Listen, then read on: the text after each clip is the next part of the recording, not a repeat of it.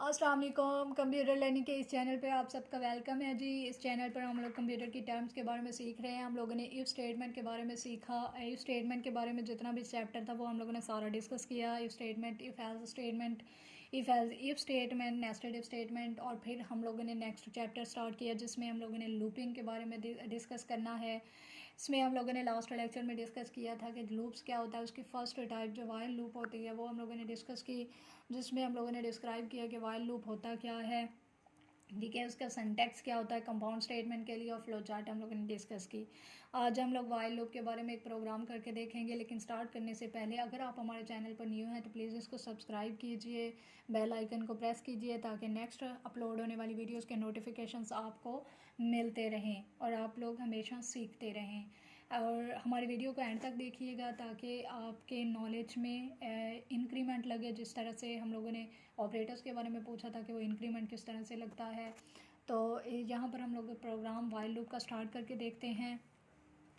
Right a program that display the Pakistan for a 5 time using the while loop. ठीक है, मैंने last lecture में भी डिस्कस किया था कि लूप जो होता है वो हमारी एक स्टेटमेंट को एक से ज़्यादा बार एग्जीक्यूट करवाने के लिए और डिस्प्ले करवाने के लिए यूज़ किया जाता है। तो यहाँ पर भी हम लोग चाहते हैं कि पाकिस्तान हमारा 5 टाइम एग्जीक्यूट हो, तो उसके लिए हम लोगों ने वाइल लूप को यूज़ किया है। स्टार्टिंग जो प्रोग्राम की होती है वो मैंने basic structure of C++ describe करते हुए बताया था कि बेसिक स्ट्रक्चर क्या होता है और उसके अंदर किस किस चीज़ की ज़रूरत होती है। तो अगर आपको समझ में नहीं आया तो आप हमारे लास्ट लेक्चर को देख सकते हैं जो मैंने अपलोड किए हुए हैं। तो हम लोग स्टार्ट करते हैं जी। Hash include iostream.h, hash include conio.h और void मेन। void हमारी रिटर्न टाइप होती है और मेन हमारा फंक्शन होता है। ठीक है, कर्ली ब्रैकेट स्टार्ट किया मैंने। इंट एन, मैंने वेरिएबल की डिक्लेरेशन और डाटा टाइप्स के बारे में भी लेक्चर्स अपलोड किए हुए हैं, तो आप लोग काइंडली उसको देखिएगा ताकि आप लोग को प्रोग्राम की सही समझ आ सके। इंट एन, एन के नाम से मैंने एक वेरिएबल लिया हुआ है। ठीक है, क्लियर स्क्रीन हो गया। N is equal to 1। अच्छा, वेरिएबल लेने का मकसद ये है कि आइट्रेशन के अंदर कंडीशंस दी जा सके। वाइल अब एन को मैंने 1 वैल्यू दे दी। ठीक है, मैंने उसको इनिशलाइज करवा दिया है। इनिशलाइज का मतलब होता है कि आप लोगों ने डिक्लेयर करवाने के बाद उसको वैल्यू देनी होती है। ठीक है, मैंने यहाँ पर उसको डिक्लेयर भी करवा दिया, उसको मैंने इनिशलाइज भी करवा दिया। अब यहाँ पर मैं कंडीशन देती हूँ। याद रखिएगा जो भी आप लोगों के लूप का नाम होगा उसके साथ ही आपकी कंडीशन आएगी वाइल। ठीक है, एन लेस देन इक्वल है 5। या मैंने पिछले लेक्चर्स में भी बताया था कि आपकी इनमें से कोई एक कंडीशन भी अगर ट्रू हो जाती है तो ये मीन टू से कि आपका प्रोग्राम जो है वो कंडीशन की बेस पर चल सकता है क्योंकि आपकी कंडीशन ट्रू है। अगर इनमें से कोई एक लेस देन नहीं है और इक्वल है तो कंडीशन ट्रू है, अगर इक्वल नहीं है लेस देन है तो कंडीशन ट्रू है। ठीक है, अब यहाँ पर आप लोग देख सकते हो कि एन की वैल्यू मैंने इनिशलाइज करवाया हुआ है जी 1। ठीक है, अब यहाँ पर आएगा 1 लेस देन इक्वल है 5। अब आप लोग देख सकते हो कि एन की वैल्यू जो है वो हमारे पास क्या है, 1 दी हुई है। मैंने इनिशलाइज करवाया 1 लेस देन इक्वल 5। इक्वल तो नहीं होता लेकिन लेस देन तो होता है। कंडीशन ट्रू हुई, नीचे आएगा, अंदर आ जाएगा, सी आउट करवा देगा पाकिस्तान। यहाँ पर एक दफ़ा पाकिस्तान प्रिंट हो जाएगा। अच्छा, याद रखिएगा जिस तरह से आप लोगों ने स्पेलिंग यहाँ पर दिए होते हैं बिल्कुल उसी तरह से आपके स्पेलिंग प्रिंट आउट होकर आते हैं। उसके बाद पाकिस्तान को प्रिंट करवाने के बाद वो यहाँ पर चला जाएगा एंड लाइन। मैंने एस्केप सीक्वेंसेस के अंदर बताया था कि एंड लाइन एक ऐसा फंक्शन समझ लें होता है जो कि आपका एक ऐसा करैक्टर होता है जो आपके कर्सर को न्यू लाइन पर ले जाता है। अब इसकी जगह पर इस तरह से यूज़ कर सकते हैं, न्यू लाइन एस्केप सीक्वेंस का यूज़ कर सकते हैं। अब कर्सर आपका यहाँ पर था, एंड लाइन होने की वजह से यहाँ पर आ जाएगा। ठीक है, उसके बाद नेक्स्ट लाइन पर आएगा n++। मैंने इंक्रीमेंट ऑपरेटर के बारे में भी लेक्चर्स अपलोड किए हैं जिसमें आप लोग देख सकते हो कि वेरिएबल की वैल्यू के अंदर इंक्रीमेंट किस तरह से लगता है। अब ये पोस्ट फिक्स इंक्रीमेंट ऑपरेटर है। एन की वैल्यू कितनी थी, 1 प्लस प्लस हो गया यानी इसके अंदर 1 प्लस हो गया। अब एन की वैल्यू क्या हो गई, 2। अब ये इधर नहीं आएगा, यहाँ से दोबारा से कंडीशन के पास चला जाएगा।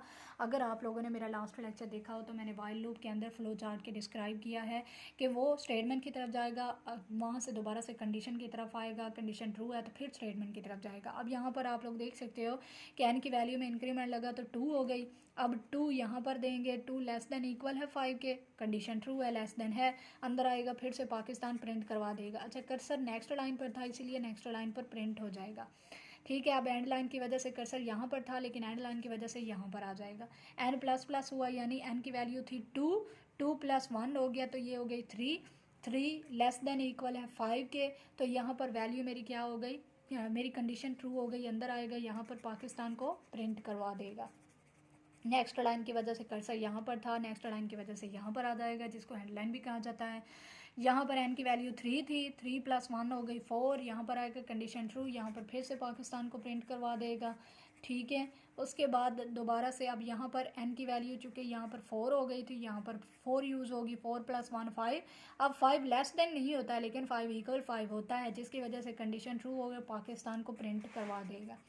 5 टाइम इसने चलना था। ठीक है, अब एंड लाइन की वजह से कर्सर मेरा यहाँ पर आ जाएगा। अब आप लोग देख सकते हो कि यहाँ पर 5 का वैल्यू हो गई थी ना, यहाँ पर 5 + 1। ठीक है, अब यहाँ पर 5 + 1 हुआ, वैल्यू क्या हो गई 6, यहाँ पर आएगा 6 लेस देन इक्वल है 5। क्या 6 लेस देन है 5 के या इक्वल है 5 के? कंडीशन मेरी गलत हो जाती है, तो वो अंदर आने की बजाय वहीं से आपका जो भी प्रोग्राम या कंट्रोलर होता है वो टर्मिनेट कर जाता है और गेट फंक्शन की तरफ आ जाता है। इसका मतलब जो हम लोगों ने प्रोग्राम के अंदर कहा था कि 5 टाइम मुझे चाहिए पाकिस्तान प्रिंट होकर, तो वो 5 टाइम ही रहता है। 6 होने की वजह से कंडीशन फॉल्स हुई है, वो वहाँ से टर्मिनेट कर जाता है। गेट फंक्शन एक ऐसा फंक्शन होता है जो आपके प्रोग्राम के आउटपुट को स्क्रीन पर रखने के लिए यूज़ किया जाता है। कर्ली ब्रैकेट एंड के साथ आपका प्रोग्राम एंड हो गया। ठीक है, आई होप कि आपको वाइल लूप का ये प्रोग्राम समझ में आया होगा। अगर आपको हमारी वीडियो अच्छी लगी और हमारा मेथड अच्छा लगा हो तो प्लीज़ हमारी वीडियो को लाइक कीजिएगा, शेयर कीजिएगा और हमारे चैनल को सब्सक्राइब कीजिएगा। Thank you so much for watching this channel and video also. अल्लाह हाफिज़।